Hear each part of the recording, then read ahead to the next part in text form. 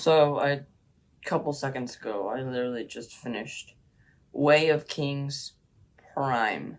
And if you don't know what Way of Kings Prime is, it's kind of the alternate version of the Way of Kings, which is Way of Kings is a great book, and this one nearly as good. I did not expect it to be as good because I've heard, oh yeah, this is one of my failures from Brandon Sanderson. He said it, but this thing, that was good. It was really good. It was like,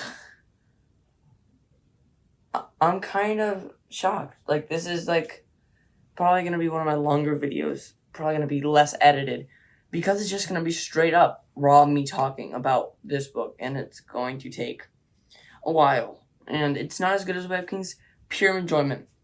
I didn't enjoy as much as the original, but this had a lot in it. It wasn't what you were. It's not your typical fantasy, and it doesn't make me happy. I wish every character had a severely depressing ending to their story, and it made me so sad.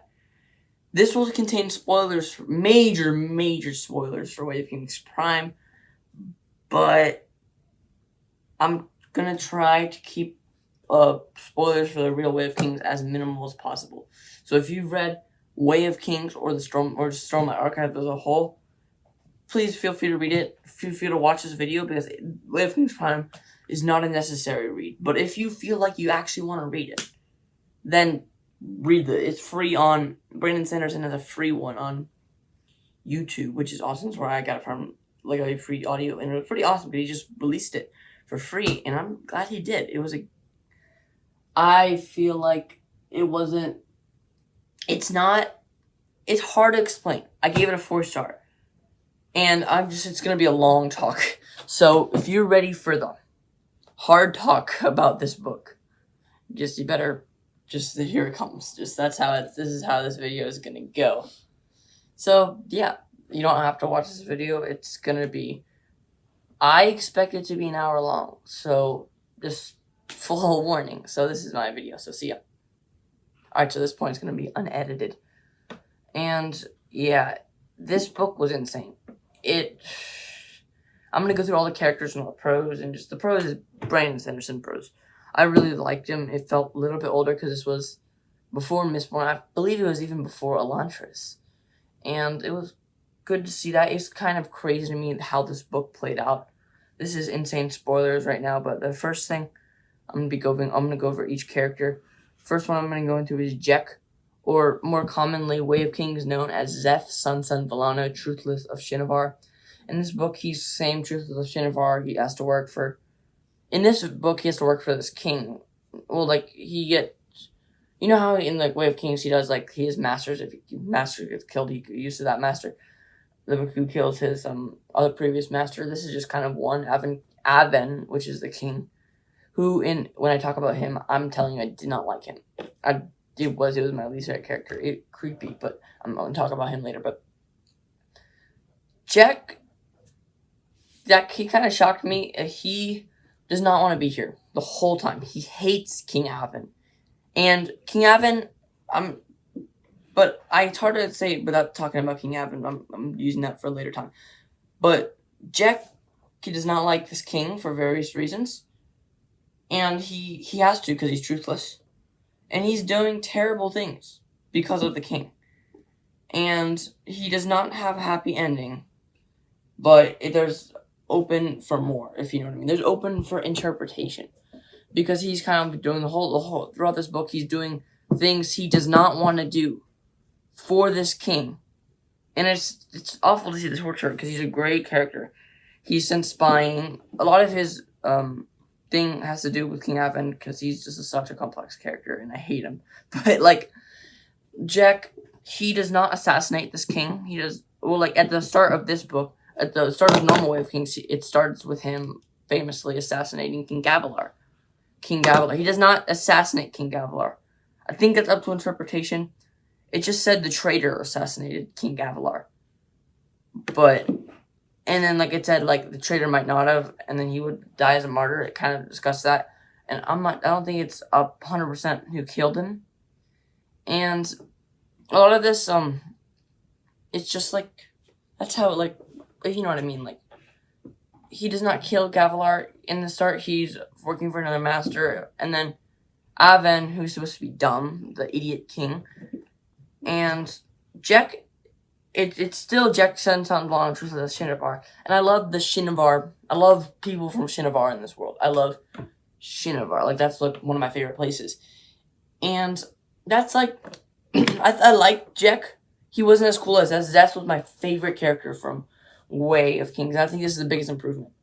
Brandon Sanderson, when writing the new Way of Kings, he improved Jack's story so much, and Jack is now Zeth. I like Zeth more than Jack. And, yeah, so I did think he was a good character. I just don't think he was, you know, if you know what I mean.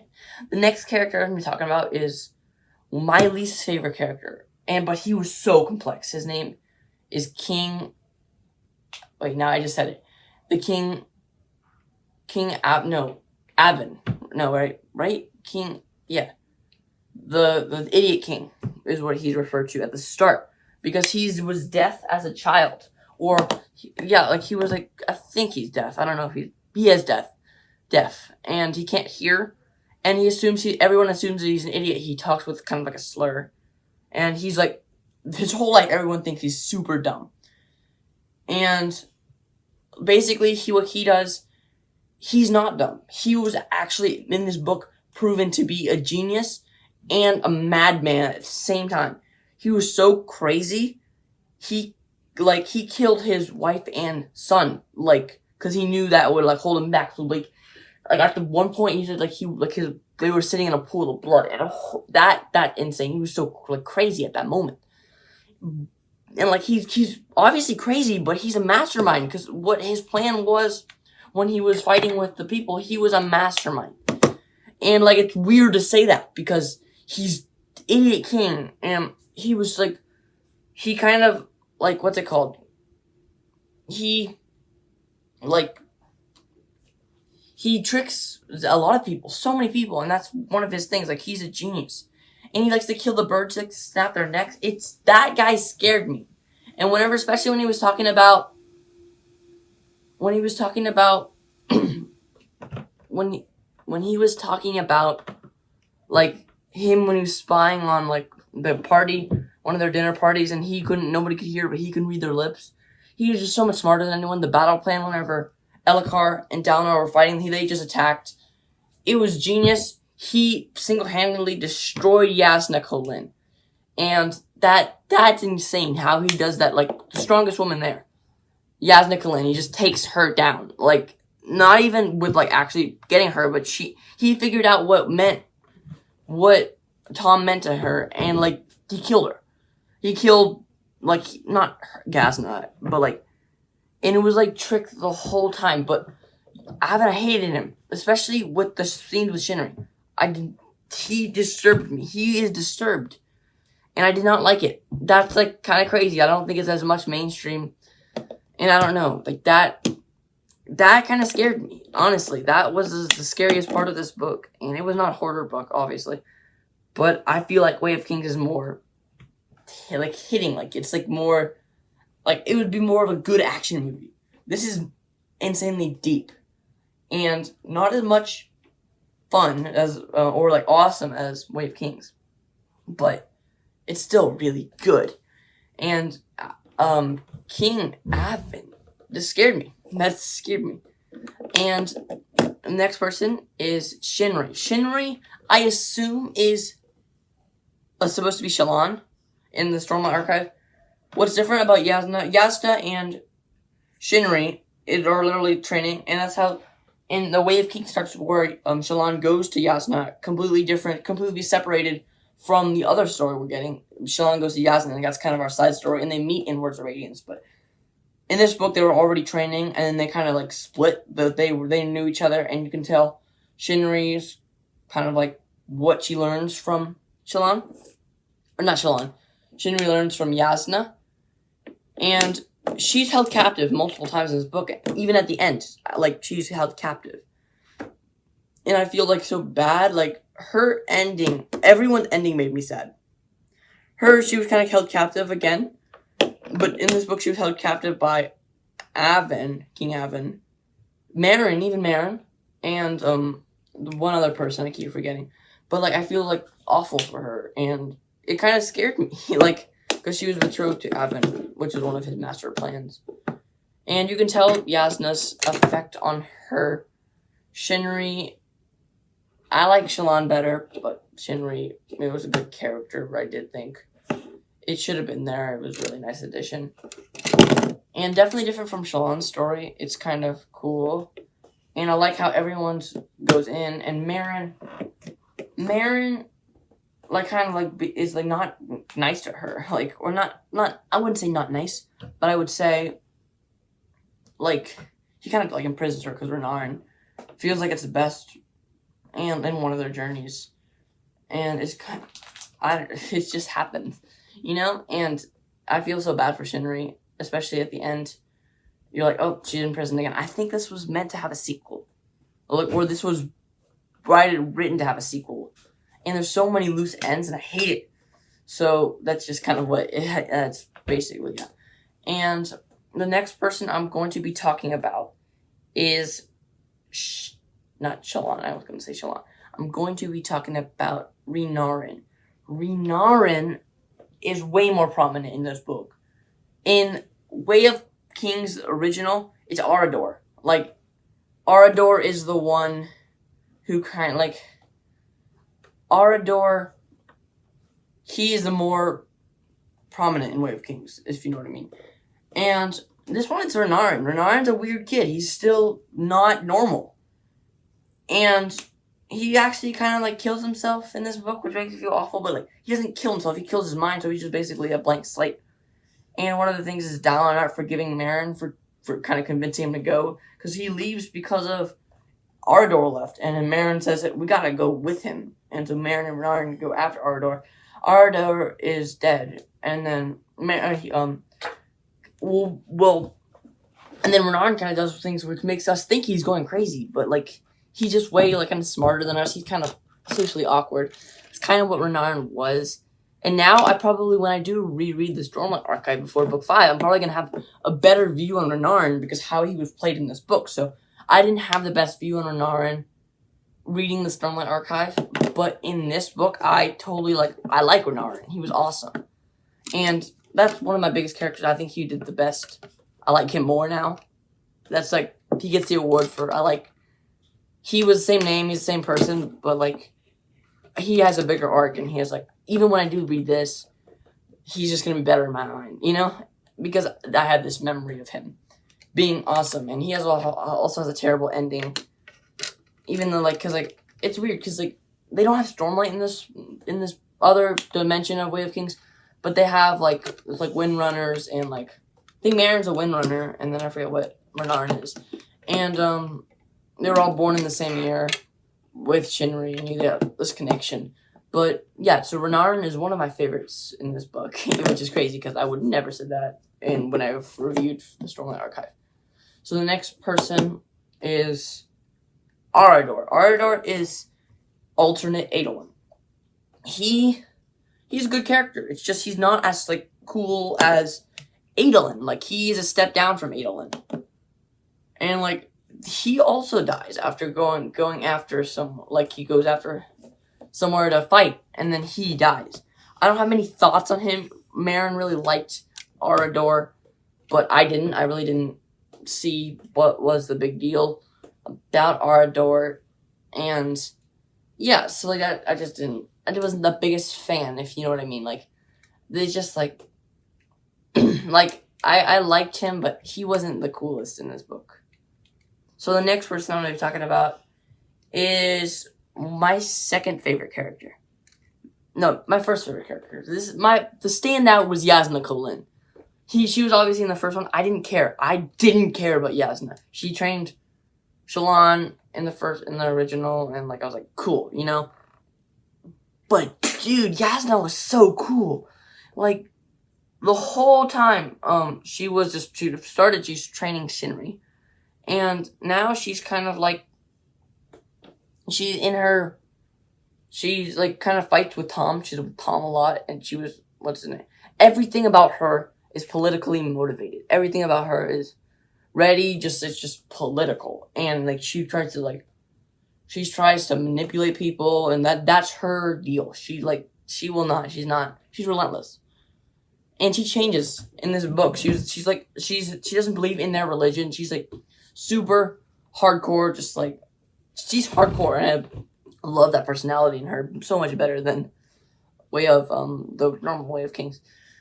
And she goes through some suffering too. Because this whole time Tom was sent to believe he was a herald. Tom was telling everyone he was a herald. Nobody believed him. And yeah, and I felt so bad. And then at the end, this guy tells Yasna, oh, he wasn't a herald, he was my cousin. No, he was my brother-in-law. And then he's like, oh, this story that Tom was a fake. And at the epilogue, we know this guy was lying, and that, and she still thinks that Tom was a normal guy, and it makes me feel awful because at the end they were having a funeral for him, but he was really a herald. That was crazy. I was really sad, and it's just so different. Yasna, she had a great transformation. She was not as stone cold. She learned to really like Tom, and she didn't like Marin, or not Marin, Lord, was not Marin, but the guy whose name kind of sounded like Marin. That guy, you know what I mean? Can't remember his name for the life of me, but she was married to him for political reasons only. It's funny, because that's political is how she rolls. And the person who is supposed to be Navani barely has a role in this. She kind of she's old and she dies immediately, and her name wasn't even Navani, but she was the original king's wife, who is not named Gavilar. I don't know what the original king's name was. It wasn't Gavilar, but in this book. And she dies, and when she dies, she was she was in a coma for so long, and she couldn't send Yasna off with who she gonna be married. So Elikar's wife, who she was kind of sus of, she gets to pick who she was gonna marry, and it was this guy who kind of his name sounds Lord and not Marin. Something that sounds like Marin. So professional, right? But that's and then it's all political, and then this war she's fighting. In the war, she's with Tom, marching a lot. And it's kind of crazy. It's chaotic. So the next character I'm going to be talking about is Dalinar Colin. Dalinar's cool. The Lord, it was called Tyrant Bane. I like that name, Tyrant Bane. And he is, he's kind of like Dalinar. He's kind of like Dalinar, especially in Oathbringer. It's kind of very similar to each other.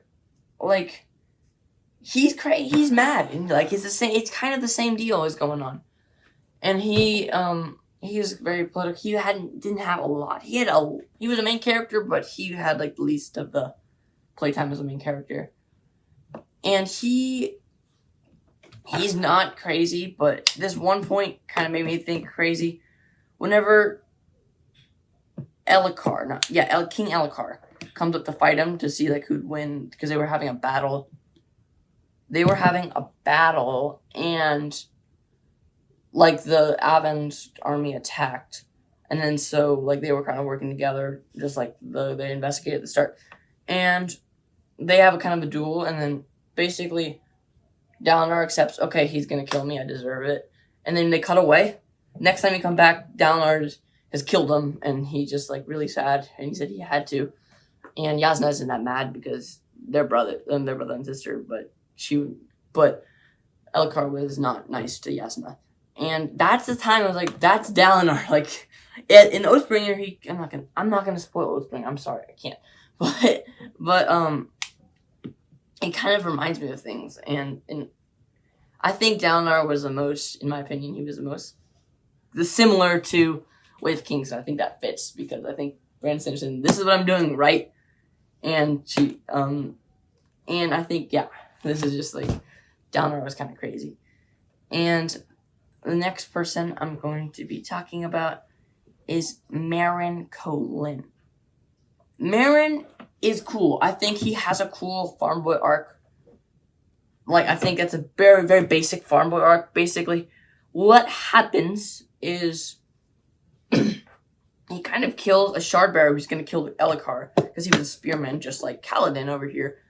And he kills and then so Dalinar decides to, or Dalinar tells Elhokar to give him the guy who saved his life. He killed a shard bearer with a spear, so that he got the shard plate. No, he got the shard blade. And so he's now a nobleman because he has a shard blade. And he kind of trains with the monk named Vasher. I loved Vasher. He was a great character. He trained with him, and I just like his training scenes and how he learns this art. And like, 'cause it's so, like, his character development's so cool. And at the end, he ends up basically killing Dalinar's last heir, Renarin, because Keith convinced him to bring on, and then he does what he does. But he also kind of, like, he wins the war. He gets Avon arrested, not killed, but arrested. And what he does is, like, he kind of, like, like, he saves the day. And he wins a lot of my favorite scene in this book was whenever he challenged some people in a different city to a duel to get us some shard blades. And this is my favorite scene in the book. So he wins the battle against their best person. And then when he demands the person's shard blade after he gave up, they didn't, and they all just attacked him. And, like, it was so many scenes, I thought I was going to lose, and then he just, like, becomes, like, he does the wind, and it's, like, the coolest fight scene in a while I've read. That was my favorite part of the book. About Marin as a whole, Marin isn't as strong as Kaladin. Kaladin is super strong. Like, there's no Spren in this world, in this one. And they're, like, the Spren, like, I think still makes Kaladin better, and just him being depressed all the time. So Marin lacks the depth of Kaladin. But still, I did enjoy, if you know what I mean. Like, I did enjoy, even though, like, he wasn't as good as Kaladin. He doesn't compare to Kaladin, if you know what I mean. Like, he's good. He's a good character. And I think his arc is great. It's like, and it is not Kaladin lover. And his ending made me sad because Dalinar said he couldn't repay him he could never repay him for saving his kingdom because they were about to lose the battle until Marin showed up. But he also couldn't forgive him for letting his last heir die. And what he does is he gives up his shard blade that he became such a good fighter with. And he kind of rides away on a horse, and that's the last we see of him. This makes me very sad because he had a lot of progress. And he keeps his Colin, like, cape thing. And I don't know if he kept his opal. He knocked out his opal, but I don't know if he kept it. And what happened, like, he kind of rides, and that's it for Marin. And I really think this could have been a sequel. I don't know if there's a Words of Radiance Prime, but that's kind of what, like, I wished for Words of Radiance Prime, even though I highly doubt that it will come. But it was a good character, but it wasn't my favorite. My favorite was by far Tom. Tom was the coolest in the world. The concept was so cool of Tom. There's basically a herald coming down, if you don't know what heralds are, kind of like the being sent by the Almighty to every couple thousands of years. And then this herald comes down. There's false heralds, just like there's false dragons, and sometimes there's like a false herald. You can be a false herald, but this is not a false herald, or at least I think he's a herald. There was some uncertainty at the end. But Tom is basically, like, he comes down, everyone thinks he's insane. He comes into, like, a dinner, and then he starts proclaiming things. And the dinner, he just rushes in because he's, like, brand new. And Yasna decides, like, they were gonna, like, just kill him. But Yasna decides she wants to save him. And, like, and that makes the biggest bond ever. Yasna is, like, she respects him, but she doesn't believe him because Yasna is being Yasna. And, like, yeah, and then Yasna, like, she still thinks he's crazy, but she kind of marches with him. Tom is the best fighter in the world, and like he knows things that normal people should know because he's been alive for so long, and he took on like 1,000-person army all by himself, and like he marched off into the distance, and you thought, oh, he's dead, but like he comes back and he's defeated the army, and it's insane because and nobody believes him. Nobody believes Tom is a herald. Like, there's one person, this is the guy who just drinks himself every day, but he never kind of goes crazy. He's trying to, but he never does it. And that's the only guy who believed him. And like everyone thought he was crazy, even his friends who loved him so much. They thought he was a madman. They called him the madman. And that's crazy. Like it's the whole time they thought he was just like full of the fake, oh, he's just lying, he was a false herald. But he was a great fighter. He knew how to read, which most men don't know how to do unless you're a monk. And that's what I liked about it. It was like people thought he was crazy. He kind of accepted it. Other like he didn't care. And then like he just kind of went on trying to gather people and like trying to tell people like his cause. And how he ends is they're fighting the war with Avon, or a battle with Avon. And he's basically fighting 1 million people at once. He's just kind of like crazy. And then Avon finds out that's Yasna's trick, because she had like a thing where either Yasna would destroy him or he would destroy Yasna. So he wanted to like destroy her. And so he realized Yasna and like Tom, that's what Yasna cared about. And then so he sends Jack, son Valana, the truth solution of art. So he puts on the enemy's uniform, and what's his name is then Tom is in a killing spree, and what's his name Jack puts on the uniform of the other of his side, so he wasn't really off. He's sent on a guard, and Tom doesn't like to wear shard plate. Like, he just doesn't. I don't think it's in his culture, or back then they wouldn't wear shard plate, so he doesn't want to wear shard plate now. And so he just kind of stabs him in the side, and that's it for Tom, and that's insane. Because he's supposed to turn into smoke, but they don't let him because this guy, he said he was his brother, and he said he was Tom's brother-in-law, and then he said he's basically gonna keep the body, and made an explanation for Tom, like why he can read and he's so good at battle, and just like he made an explanation, which Yasna believed, and she's like, oh, I guess he was a normal person. And he wasn't, because at the end they said, oh yeah, that was could have been bad. And Tom is not going to rebirth because he's not going to get to turn into smoke, is what I interpreted from that ending. And that makes me sad. There's like another herald, like the strongest herald they saw at the end, which I guess leaves a sequel possibility, but I don't think he wrote that. So I challenge Brandon to make a Words of Radiance Prime, like write it today, which would be cool. But I'm glad he did the rebirth. So that was all my character thoughts, which took plenty of time. But in general, thought it was a good book. I thought it was much deeper than the normal one, but on surface level, I didn't enjoy it that much. As the first one, I give it a 4-star. And I just think the Stormlight, there's no Stormlight in this. They're kind of like, there's another kind of magic. I think Stormlight is more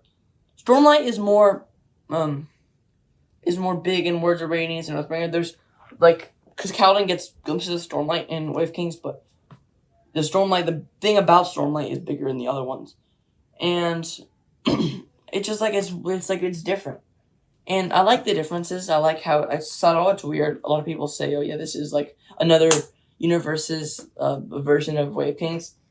I thought it was a great book, and I don't recommend. It's not a necessity to read it because it's not canon.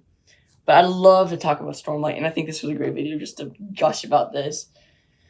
And this is an insane book. I used YouTube's audio, so like Brandon Sanderson literally posted an audio of him doing that, so which was cool of him to do. So I'm glad that happened. This was a way too long video, but that was just my review for Way of Kings Prime. It took over my life for a couple weeks, or at least like a week right there. And I don't regret it. It was a great, great book, and I'm glad to do this review so I can talk about it. And if people have not read it, they kind of know how I feel. So yep, that was my review. So see you in the next video. I doubt anybody's watching. Like if you've watched to the end, I'm very impressed.